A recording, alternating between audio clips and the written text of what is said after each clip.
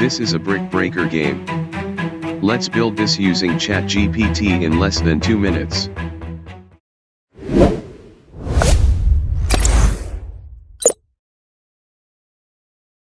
Open ChatGPT website and type here code for brick breaker game using HTML, CSS, and JavaScript, then press enter.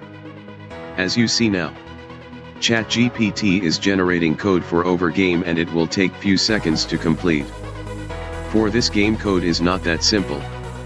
It will take at least 200 lines of code. As of now, ChatGPT has some time limit for replying. It around 20 or 30 seconds. So, if it stops in the middle, just say continue and it will start writing. It will respond exactly from where it left for this. HTML and CSS is very easy part. But the important thing here is JavaScript code, because we need to write code for basic functionality of this game, right? Draw the canvas, ball, brakes, and pedal. And then update the ball position. Collision detection and score update, and then changing the frame. And most importantly, event listeners to control the game like key press or cursor movement. And right now, ChatGPT is creating all this JavaScript for us. Finally, our code is generated.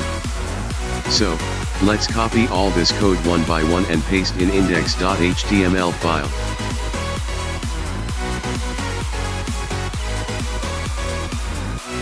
Look at these guys.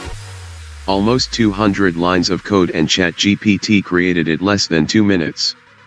And like a good software engineer, it could take like say 30 or 40 minutes to write this lines of code. So, now just replace script file name with your file name. Let's open our file in browser. This is our game. I know it doesn't look so good, but here we can cancel CSS and make it look better. Right now, I'm playing this game and it working perfectly fine. As you can see, pedal is moving with cursor movement, ball position is changing, collision detection is working.